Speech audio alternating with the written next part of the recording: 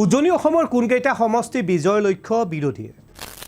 ইতিমধ্যে অসম প্ৰদেশ কংগ্ৰেছৰ সভাপতি গৌৰৱ গগৈয়ে কৈয়ে দিছে 50টাকৈ সমষ্টিত বিজয় লাভ কৰিব নাজিৰা ধেমাজি ডিব্ৰুগড় যোৰহাট ক'ত চকু আছে বিৰোধীৰ সপোন দেখাটো কোনো পাপ কাম নহয় সপোন দেখিব লাগে কিন্তু এই সপোন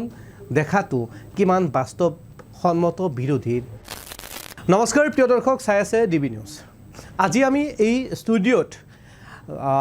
আলোচনা কৰিবলৈ চেষ্টা কৰিম আপোনালোকৰ মতামত দিব কমেন্ট সেকশনত যে উজনি অসমত বিৰোধীৰ কেইটামান বিশেষ সমষ্টিত চকু ৰাখিছে আৰু বিৰোধীয়ে সেই কেইটা সমষ্টিত বিজয় সাব্যস্ত কৰাৰ বাবে পৰিকল্পনাও কৰিছে ইতিমধ্যে তেওঁলোক সংকল্পবদ্ধ হৈছে যে উজনি অসমত এই সমষ্টি কেইটাত তেওঁলোকে বিজয় সাব্যস্ত লাভ কৰিব বা বিজয় হ'ব আমি সমষ্টিসমূহৰ নাম এই প্ৰতিবেদনৰ শেষত কম আৰু আপোনালোকেও গম পাব যে বিৰোধীয়ে কোনকেইটা সমষ্টিক বিশেষভাৱে দৃষ্টি নিক্ষেপ কৰিছে শেহতীয়াভাৱে বড়োভূমিত অৰ্থাৎ বিটিআৰৰ যি নিৰ্বাচন হৈছিল এই নিৰ্বাচনত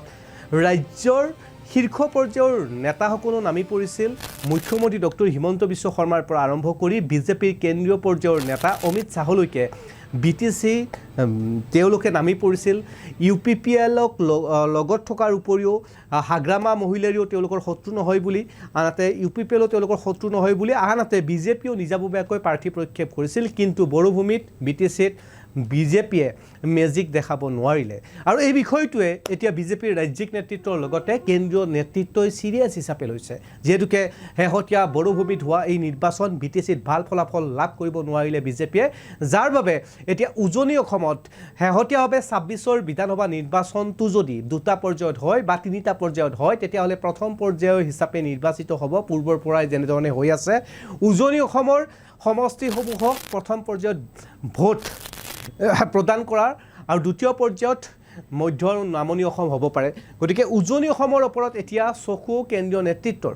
যাৰ বাবে অমিত শাহৰ পৰা আৰম্ভ কৰি দেশৰ প্ৰধানমন্ত্ৰী নৰেন্দ্ৰ মোদীয়েও সঘনাই অহা যোৱা কৰিছে উজনি অসমলৈকে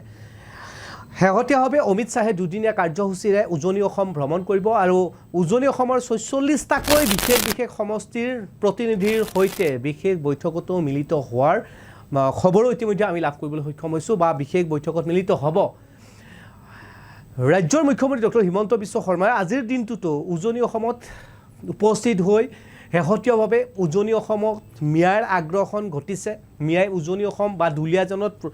প্ৰৱেশ কৰিছে বুলিও মন্তব্য কৰিছে এক প্ৰকাৰ ক'ব পাৰি যে উজনি অসমৰ এই সমষ্টিকেইটাক লৈ চৰকাৰ পক্ষও বিশেষভাৱে সিৰিয়াছ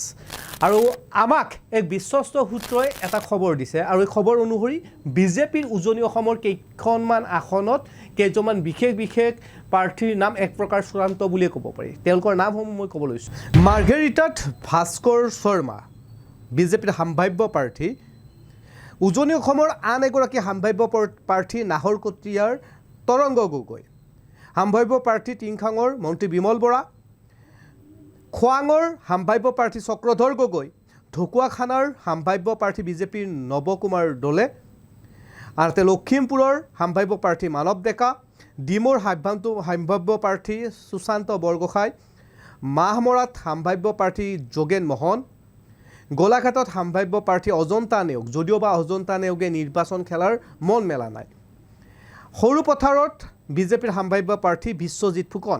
বিশ্বজিৎ ফুকনক লৈ শেহতীয়া এপেক্স কেলেংকাৰীৰ বিষয়েও সমষ্টিত চৰ্চা নথকা নহয় বৰহমপুৰত সম্ভাৱ্য প্ৰাৰ্থী জিতু গোস্বামী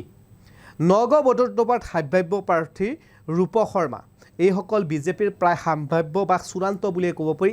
এইকেইটা সমষ্টিত এইসকলৰ নাম সমান্তৰালভাৱে বিজেপিয়ে যিসকল প্ৰাৰ্থীৰ নাম নিৰ্ধাৰণ কৰিছে বা প্ৰকাশ কৰিছে বিৰোধীৰ তৰফৰ পৰা বিৰোধীৰ মিত্ৰতা ভংগ হোৱাৰ খবৰো আহি পৰিছে এই মুহূৰ্তত অকলে নিৰ্বাচন খেলাৰ মন মেলিছে CPIMে আৰু শেহতীয়াভাৱে ৰাজ্যৰ 7টাকৈ সমষ্টিৰ প্ৰাৰ্থীৰ ঘোষণা কৰিছে CPIMে ইতিমধ্যে ৰাইজৰ দলৰ সভাপতি অখিল গগৈয়ে কৈ আছে যে তেওঁলোকে নিজাববীয়াকৈ প্ৰাৰ্থিত্ব যিখিনি বিচাৰিছে এইখিনি দিব লাগিব আৰু 31 তাৰিখৰ ভিতৰতেই বিৰোধীৰ যি চুক্তি এয়া আলোচনা হ'লে ভাল বুলি উল্লেখ কৰিছে এই প্ৰতিবেদনত আমি আপোনালোকৰ সৈতে আলোচনা কৰি আছিলোঁ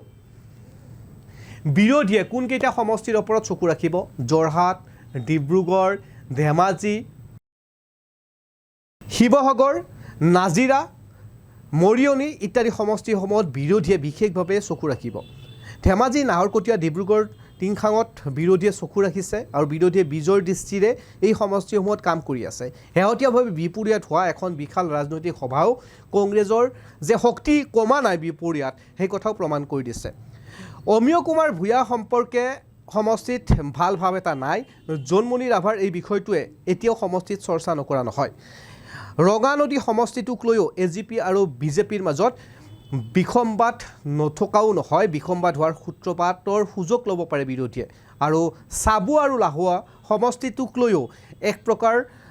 বিতৰ্ক চলি থকা দেখা পোৱা গৈছে AGP বিজেপিৰ মাজত, আৰু যাৰ সুযোগ বিৰোধীয়ে লোৱাৰ সম্ভাৱনা আছে। গতিকে চাবুৱা লাহুৱা সমষ্টিটো বিৰোধীৰ চকু আছে। ঠিক তেনেদৰে শিৱসাগৰত অখিল গগৈ, নাজিৰাত ইতিমধ্যে দেৱব্ৰত শইকীয়াৰ যিহেতুকে বিধেয়ক, গতিকে নাজিৰা সমষ্টিটো বিৰোধীৰ অন্যতম চকু আছে। যোৰহাটত বিজেপিৰ বিৰোধীৰ অন্যতম চকু আছে। মৰিয়নিত বিজেপি প্ৰাৰ্থীৰ যিহেতুকে ৰূপজ্যোতি কুৰ্মীয়ে হোৱাৰ সম্ভাৱনা আছে, বা উক্ত সমষ্টিটোতো ৰূপজ্যোতি কুৰ্মীৰ প্ৰতিষ্ঠান বিৰোধী এটা ঢৌ নথকা নহয়, যাৰ বাবে মৰিয়নি সমষ্টিটো বিৰোধীয়ে বিশেষভাৱে চকু ৰাখিছে। মুঠৰ ওপৰত উজনি অসমৰ কেইবাটাও সমষ্টিত এতিয়া বিৰোধীয়ে চকু ৰাখিছে নীৰৱে, আৰু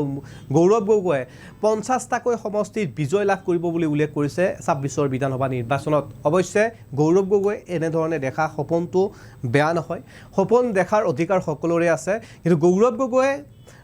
এই সপোনটো দেখা সপোনটো কিমান বাস্তৱ বা বাস্তৱ ভিত্তিক সেয়া সময়ে ক'ব। আৰু আপোনালোকে কি ভাবে যে বিৰোধীয়ে 50খন আসন লাভ কৰিবনে? আৰু উজনি অসমত নীৰৱে যিকেইটা সমষ্টিৰ